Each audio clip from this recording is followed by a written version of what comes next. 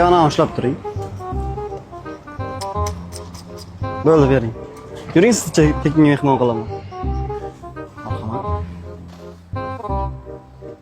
Bizni shogird bilan qayerda tanishdingiz aka? Ko'chada.